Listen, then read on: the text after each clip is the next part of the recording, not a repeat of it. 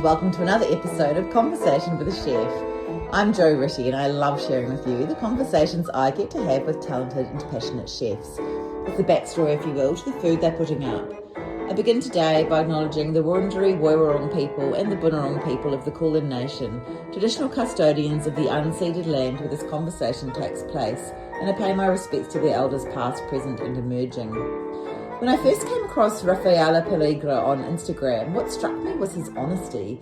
He was travelling, cooking, thinking deeply, asking questions and sharing what he was learning. And I really wanted to hear more. Now, I love a pull quote, those gems where people reveal their passion in such a perfect way. Honestly, every second question felt like gold in this chat, the kind you screenshot and save because it captures something bigger than food. Rafa had a lot to say about culture, creativity, community, and what it means to learn by doing. At one point he asked me why I'd invited him onto the podcast at all. He said, I'm not trained as a chef, I'm not a sous chef or a head chef. That's exactly why I wanted him here. This conversation isn't about titles or hierarchy, it's about perspective. It's about what happens when you approach food as a traveller, a listener and a human being who genuinely wants to understand where flavours come from and what food can do beyond the plate. This chat is a refreshing one. It's about Sicily and Melbourne, tradition and fusion, adrenaline and meditation, stress and flow. It's about learning in kitchens, markets, family homes halfway across the world. And it's about being open enough to change your mind along the way. Hi Rafa, and welcome on the podcast. Thank you, Jo. Welcome. Jo, I spell it right? Yeah, you said it right. We've just been discussing how to say your name. You tell me your full name. What's your... My full name? Yeah. My full name is Raffaele Pelligra. Where does that come from? Huh? What part of Italy? I'm from Sicily. From Sicily, yeah. Yeah. So small town in Sicily? Yes, it's a small town called Noto. Yeah. So it's really at the bottom, the southern part of Italy, basically. Okay. It's very close to the sea and very close to a lot of nature, a lot of vineyards, a lot of places that somehow provide a lot of resources that, of course, shape the food culture in Sicily. I also can say, for maybe people that don't know much about Sicily, that have been a place that faced so many different population towards the history, since it's in the middle of the Mediterranean Sea. We had Normans, Arabs, Romans, Greek influence. So all these different population somehow shaped the culinary tradition of Sicily, which is considered a little bit like a fusion cuisine in its roots, basically, because of this. And I think that this thing is very interesting from my point of view, because I really like the idea of fusion cuisine. I really like the idea of crossing, mixing techniques, flavors, and ingredients, and whatever you can find in this planet, basically, to create something new, something different, something more interesting. I think it's a very interesting thing, and I think it's here in Melbourne as well. It's very interesting because since I arrived here, I realized that a little bit. That's of course my point of view, but I realized that the Australian style of cuisine is very fusion style, I would say. No, it's very influenced by many different the people from all over the world, basically, that live in Australia. So they brought their culture, their food, that everything shaped a food scene that is very dynamic and is very creative as well.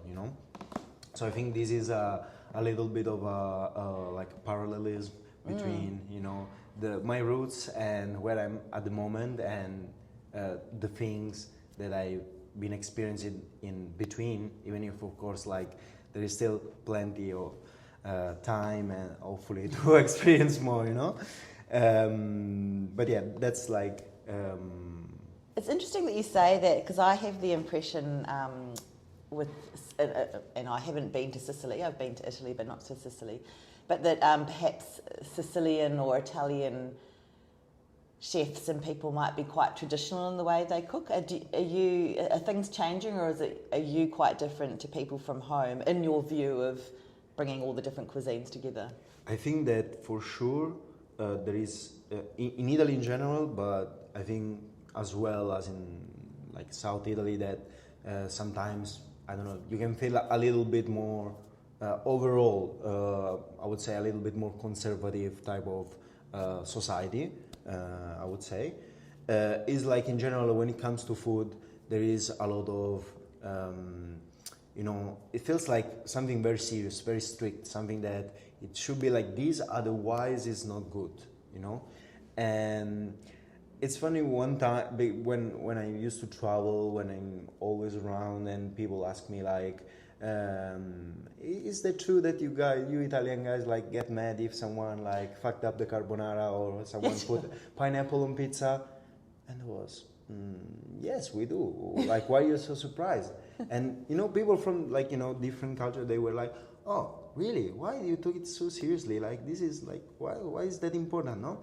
And this thing like made me reflect, like from an Italian perspective it's normal to be like, I don't know, like religiously following some sort of things, but then at the end you're like, why? At the end, the process of creating a dish is not something that it was like this since forever. It never changed. The history of every dish is basically something that happened by mistake, that was changed over time, that based on necessities, scarcity of resources and something like that. So at the end, I think that this approach is very strict in a way. Sometimes it feels very limiting, I would say. For some other parts, the other parts of this is that is very rooted in the tradition and in so it gives a very deep meaning to the food. It gives a very deep like institutional like value to a dish or a thing, because somehow it's such a part of your everyday life, your I don't know, whatever you have experienced, how you grew up.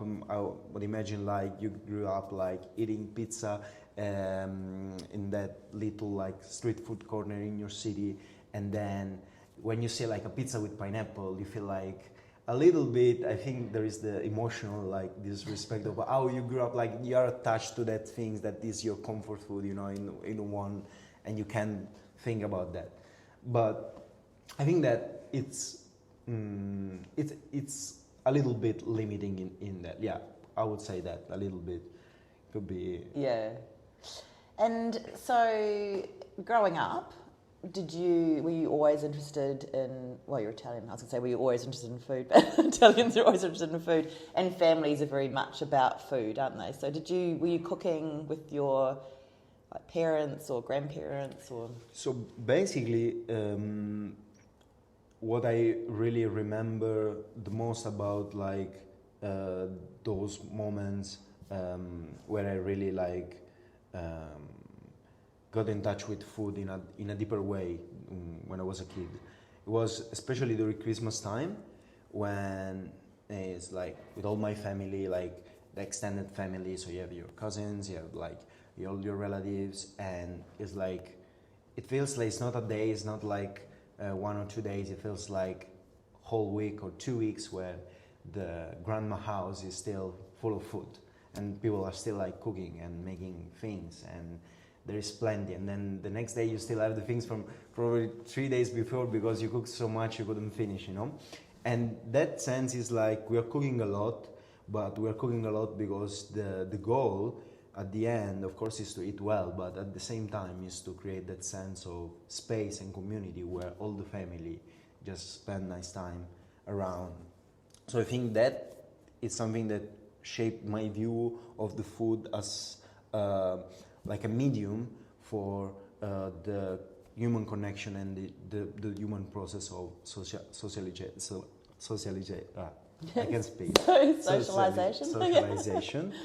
And community. And the second part that I think I remember I think that especially like my mom, my father, they haven't really been great cooks. I would say that they didn't really pay that much attention to cooking, or just doing like normal things, usual things, and that's all. Just don't caring too much about that. And since I realized that I was very curious about cooking, and I was like curious about creating dishes, and having fun in that process of cooking, and trying, tasting, and it was like, oh, you know what, this looks a little bit better than what my mom did yesterday. Oh, okay, maybe I'll do it by my. And then slowly, I started like to also cook for them, and I think is something that helped me in a way, because I know many of my friends, for instance, like the one that they are like, I would say the worst at cooking, are the one that they had like an excellent mom as a cook. Like a mom that cooks amazing food, and you are like that. You never like fully do something because you know that your mom is gonna cook for you. So yeah. you don't have that kind of perspective sometimes. But they have a lot of perspective on tastes, maybe on how food tastes, and because they tried maybe so many things. But I think it was a lucky thing, because it really like motivated me to cook for my family, which is something that I really love. When I'm back home, I always try to say. Sometimes I always like to experiment as well, because I think this is the way I like my cooking. Like I rarely like follow a recipe and I say, okay, I'm gonna do this thing. It's more like I go to the market, I buy the ingredients, I go home, and sometimes I have inspiration, sometimes I try stuff, and sometimes they try things, and sometimes they are a little bit skeptical. Oh, why did you use this? What is these things? Sometimes it's good, sometimes they don't like it. But I think that is very interesting also to, according to what we were talking before, like more traditional, like people that are not like, they didn't grow up in Melbourne or in New York or in any big city with all these fusion things and all this flavor combined. So that are more like, okay, these are the flavor profile that these dishes have. If you put something a little bit different, you're like, oh, what is that, But I think this is very curious, it's a very funny part of the process itself, no? Yeah. And so I feel like I've been following your Instagram. You've been traveling and cooking. Have you actually trained as a chef, or have you just learned as you went? I would say that, so my background, is not like culinary or chef background. I studied like digital innovation, social media, marketing, and everything a little bit about sociology of media and all these kind of things. So I always have been passionate about cooking, and it was I think a part of my one of those interests that you want to grow. And after I graduated, I decided like, okay, I want to like give it a chance to this journey, to this career, to these possibilities, not in a very like strict sense, okay, being a chef, go to culinary school, start low, start a commis chef, and then go all the way up and follow the traditional part. But since what I studied all about like the changes in the industry, with the social media, with the possibilities of how nowadays people like experience food and everything, I was thinking also about why don't like explore in a broad term. And I always have been passionate about traveling, and so I decided to go traveling in Asia for 6-7 months. And in the meanwhile I was traveling, I was just getting in touch with people, and maybe getting inside the restaurants, like meeting local and being friends with them. And then they were bringing me around and like, okay, let's try this restaurant, you have to try this dish, and skipping a little bit the mainstream like dishes on, I don't know, and going inside this kitchen. And then sometimes I was just asking basically, oh, but do you mind if I just have a look at your kitchen, or you show me how to do this dish, or oh, I can cook with you. And you know, most of the time, if you're just kind to people and you just show, imagine like a Vietnamese or a Thai grandma that see you coming, see this guy from Italy that arrives and ask you like, oh, you wanna teach me? They are super happy to. Most of the time, they're super happy to, you know, show and say, okay, of course, come here, like, no problems, you know, and like that, I was just watching. I wouldn't consider this one as a training as a chef. It was just a way for me to like to stay active during the process of traveling towards still my inclination. And then when I finished my trip and I went back home, because I was already planning to go to move to Australia to have a working holiday visa and experience like this experience, or this whole experience of the working holiday visa. Before that, I came back to Sicily. I spent the last Italian summer there, and I had the opportunity to join a kitchen, but without being trained. But I joined that kitchen basically in a role that could be considered like, I would say, a sous chef, which is very like you say, like unusual, you know, someone that doesn't have experience that join a kitchen like in a very very important role position in that kitchen. And I think that of course there were other people around me that were like somehow guiding me a little bit, but I think that in general the you know, the scarcity of the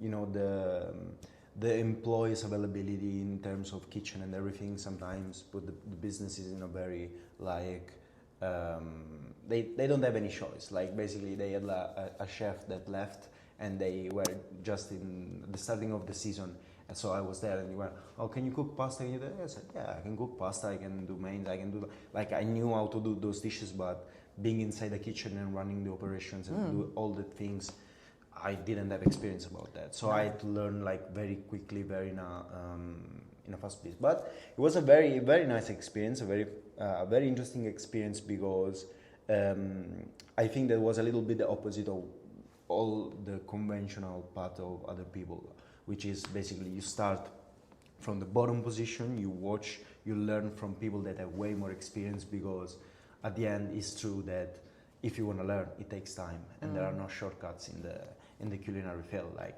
yeah, you can be talented, you can study, you can be motivated, but times and energies and effort is required to, you know, in the long term to grow. So I think that of course it's the best thing to, you know, learn gradually and have someone that is way more experienced to tell you, okay, do this, don't do that, you're doing this mistake. Someone that can clearly see what you're doing wrong. From my point of view, it was the opposite, because I was there, nobody really could tell me like if I was doing something wrong or something. So I was there I was like more agency, more freedom, more ability of do the things, but in this way you're not like I would say like learning from someone else, like getting the knowledge. So it's not like being like properly trained.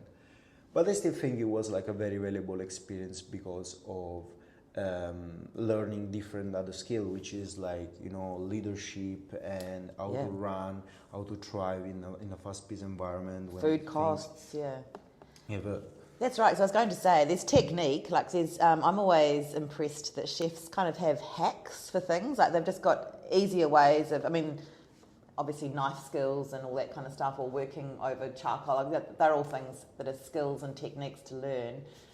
But then I'm always, the heat of service and dockets coming up and the timing of everything, that must be really challenging as well. When you can love cooking and you can learn all these different things, but then bringing it into the heat of service, it must be quite challenging. Did you like that feeling of adrenaline of service?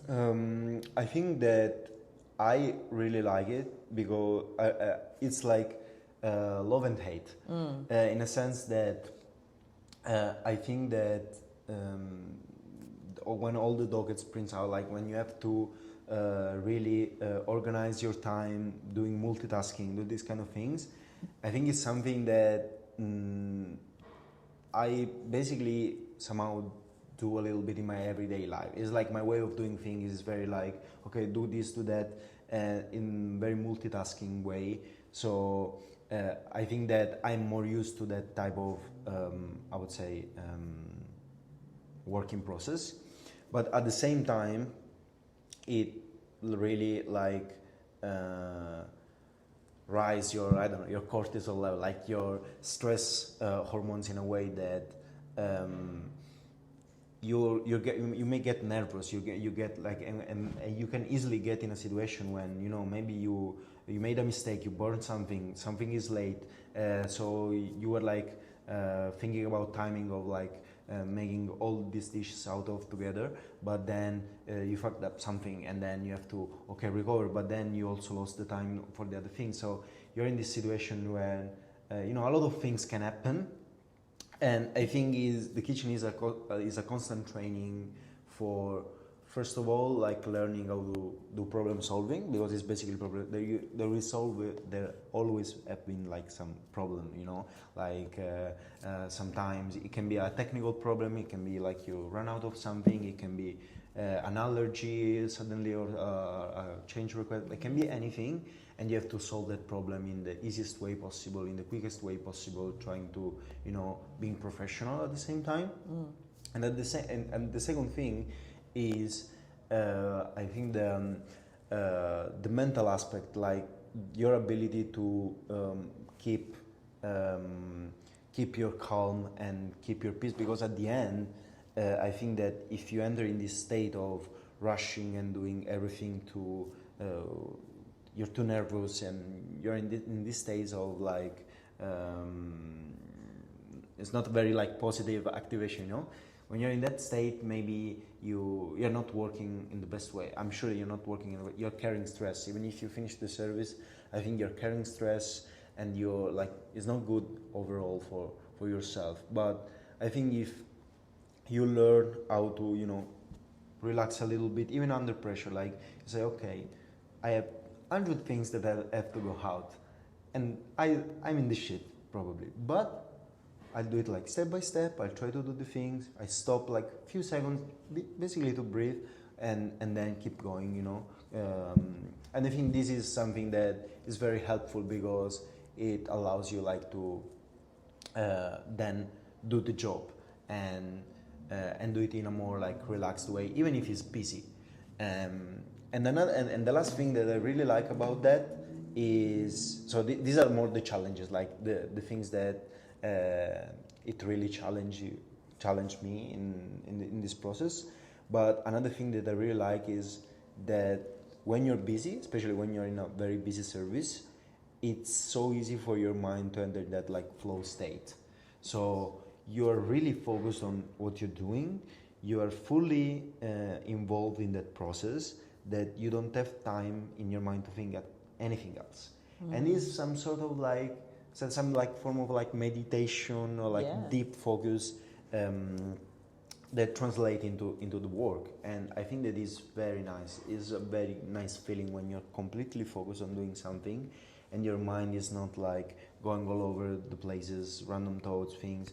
Because I think that in our society, especially with, you know, with now more than ever, with all the social media, all the short format content, and all the distraction, the information that we receive, and the stimulation, we are constantly like, it's like our mind is never in a state of like peace. We are constantly like worried about something, reading about something, hearing about something, watching, scrolling. And I think, and I found in this job, I found this beauty of, you know, working with your hands, doing something physical, not staying in front of a screen, or not staying in front of a like, you're not waiting for calls and emails and stuff like that. I mean, of course, there is maybe also part of that for the management and all that part, but I think it's like still marginal compared to most of other jobs. And you can focus on doing something and getting involved in that, and like giving your mind a little bit of a peace state, you know. And this is what I found beautiful to this job. And so after you're at home for a while, and you knew you were going to come to Australia. Why Melbourne? Because I know a lot of Europeans come to Australia and go to places like the Gold Coast and stuff because it's so different to home. And Melbourne's a big city. Why did you choose Melbourne? So I think that when it comes to working holiday visa, there are so many different ways. I think this is the beautiful thing. There are so many different ways of approaching the Australian experience, I would say. Yeah. Because Australia can be so many different things. It can be like nature, can be beautiful, like surf paradise vibe with all that beach life and communities, people traveling and doing so many things, so many cool things. But it also gives you the opportunity to basically live in a big city and finding a job, and living in more like a city life. So I think that I was interested in living in a big city, even though I think that I really prefer like living in a small place near the beach. Like I like more like smaller towns. I like more that kind of quiet vibe more than the city itself, because I think also the city is like a reflex of the overstimulation of the society, like busy trams, people walking, people calling, people like so many things. So it's very like very noisy, very messy and everything. But I like the fact that in the city you have so many opportunities. Of course, also in terms of food and restaurants. And so I was I moved to Melbourne because I researched a little bit, and to me it looked like the city in Australia that had more like the creative and the creative side. So like I read that like Sydney is more like corporate, more like that style of like city overall. Of course, it's like you can generalize, but Melbourne was more creative, more in terms of like food industry, in terms of different arts, in terms of architecture, design, whatever. It's like all these creative field that somehow really like stimulate me in this process. Like I'm very interested in different forms of creativity in general. So I think that when there is an active creative environment, there is a lot to experience, and would have been like a nice idea for me, like to be part of this environment, So. And how's it going? Are you enjoying it? Are you enjoying all of that here? Yeah, it's been amazing. Actually, I didn't expect to do so much. Now it's not even 6 months that I'm here. So in such a short period, I've experienced like I work in different restaurants, some of them for a month, for less than a month, but I mean, I had the opportunity to change, to see a lot of different perspectives. I had the opportunity to work as a private chef here in the city, and doing something like that I always wanted to do, cooking for people and designing a menu and doing this kind of thing. And I'd also love to, be more active in this field and with pop-ups, creative events, supper clubs. I really enjoy all that part of the I'll say that the nomadic chef, that the sense of, okay, let's create an event, let's do something, and then in that event you can play with design, you can play with with social architecture, you can play with music and art, like you can do such a cool things, So I think that this is like Melbourne is a endless source of inspiration when it comes to this. How did you get those private chef gigs? So basically through an agency. I just registered in this agency and they just called me a few times, and so I didn't actively like promote it myself as a personal chef, or I didn't really like I did like, okay, there is this page, I just put my information on and that's all, and I didn't care about it, and then they called me like randomly like that, Great. So it was like, it was very good good opportunity. I think it's a very interesting field as well. I think that for me now, of course, it's difficult if you're like working full time plus you have to do the the private event. At the end is like working too much, sacrificing too much, and I think you also need a little bit of a balance as well. That's right. You've worked at some great places. Julie's in Abbotsford Convent. It's so beautiful over there. Yeah. What a lovely part of town. And Shallowness, which is really fascinating to me. I haven't been. It's in Port Melbourne, but that's a very experiential restaurant, isn't it? Yeah. Yeah. So do you just take your CV along to places and say, I've got this experience, can I join? Or did they have openings, or how did that work? Yeah, I think it's both a mix. It's like I think I usually do like a lot. I wouldn't say like a lot of research, but I like to look at the restaurant and learn a little, read the menu, see what they do, and then doing this. And at a certain point, maybe I found one of these restaurants on Sick, and or I just go there in person and I say, okay, are you looking for a chef or something? Or maybe sometimes, Facebook, or sometimes a friend. Like, there are plenty of like different ways. I think, I don't know which one works the best. I think it really depends also about the business itself in the first place. If they are really like looking for a chef, they need a chef for a specific thing, and you fit in that moment, I think it's the best thing for like finding a job in this sense. But yeah, I think it's very nice here in Melbourne because like there are so many places. So like the more you try, the more is possible that you're gonna get a job. Yeah. You're gonna get inside the kitchen and experience this. And so, what's the plan moving forward? Do you need to have a plan? Have you got a plan? So I think my plan, I have more a vision, Yeah. and then the plan is structured like little by little, because I really realized that it changed more than I expect. So I have an idea in my mind. I say, okay, I'm gonna do this, and that, and then in my life, something happened, or I experience something, and then I just say, okay, you know what, I'm gonna do this instead, or it changed a little bit. My overall vision at the end is to, of course, keep developing. I think that I have so much to learn when it comes to food, cooking, techniques, every aspect. I think that I have a lot to learn, and of course, my goal for now is like to learn, to keep practicing, keep working in different restaurants, and experiencing different style of cuisine, different approaches, and being more solid as a chef.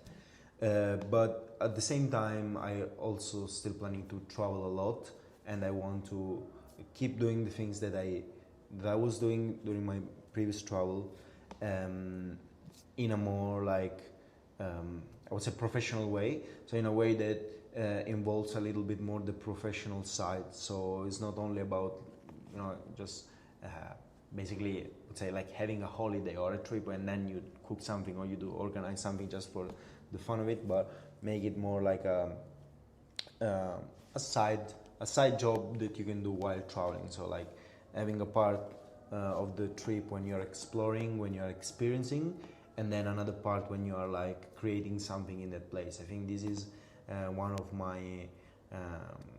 my biggest goals, is like to be able to work as a chef and travel and create something with people around, and that has also like social impact in a way. Because I think that really, especially our generation and the youngest generation in general, but everybody is like is facing a little bit of like some sort of isolation. Like people are less. We are losing a little bit the sense of community, the sense of having a group of people that is enjoying life, is creating something valuable, and I think that food is one of the best way for creating that sense of hospitality, basically, that sense of being welcomed and enjoying enjoying something. So my idea is always like to work with events, create something that is interactive. It's not only food, but should be like something more. Of course, food is a very important thing, I would say. Yeah. And was there a food here, like an ingredient or a dish or something that that really surprised you? Have you found more exotic things here in Melbourne or Australia that you hadn't come across before? Definitely, I think I tried. I haven't tried the some of the I don't know, Aboriginal kind of dishes or some sort of ingredients, like native ingredients from Australia. So I haven't tried much about that. I only tried the kangaroo meat, but like it wasn't something that it really like truly impressed me. Like, at the end, it's like a red meat at the end, but so I haven't tried like specific thing that really like changed my view. But I had many. I tried so many combination of ingredients, especially Asian food, which I really like to eat, but also like even like I don't know, Italian or Middle Eastern food or whatever, like with some flavors that maybe are not like the completely like traditional one. They have a little twist because of the city that the vibe of the the Australian cuisine, so changing a little bit the ingredients, making a twist, creating that little fusion, that little thing. And sometimes there are like great combinations. Sometimes there are things that say like this is it's really amazing. When it comes to this type of things, I think I really struggle to pick that thing. You have like an idea, but then you say like what specifically, I don't know. I think it's different to say, but I think it's very interesting, the fact that this openness to the different cuisine basically is very like normalized also by the customers. Like people are used to eating fusion things. One thing that I hate recently, it was this pizza with bonito bechamel and raw tuna and another pizza that was like cacio e pepe with these crispy potatoes from this pizzeria that opened in Carlton recently. And it was like it was a pizza that the dough, it was very nice and everything, but the texture and the flavors, it was something that I've never tried on top of a pizza, for instance. And I was like, wow, that's very interesting, because it's like something that I'm always comparing. Like in Italy, if you do something like that, sometimes it's like people say, what is this? But when you approach it with a little bit more openness, you are like, wow, this is very interesting. This is a very completely different way of experiencing this ingredient. So I think this is very productive. It's very like it allows like creativity to flow and discovering new flavors and new combinations, which is, I think, very, very nice, very valuable. Yeah. And do you keep notebooks or diaries, or do you record your inspiration through social media?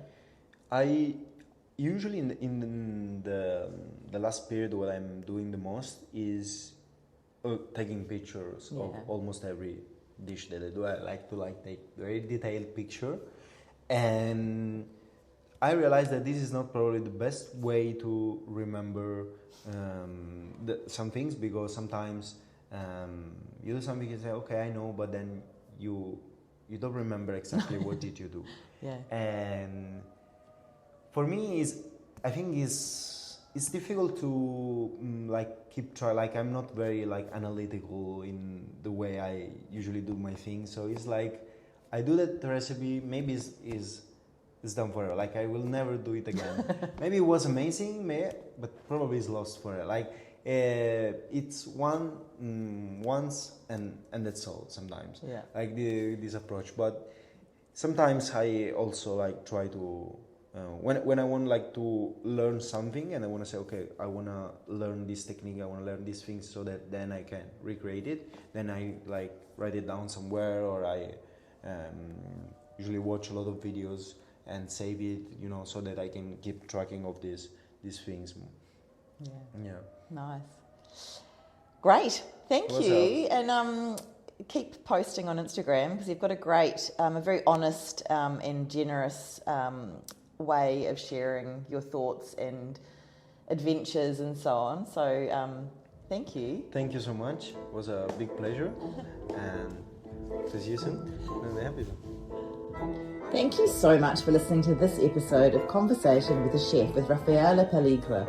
You can check out all the goodness on Instagram at Raffa on the Way. That's RAFFA on the Way.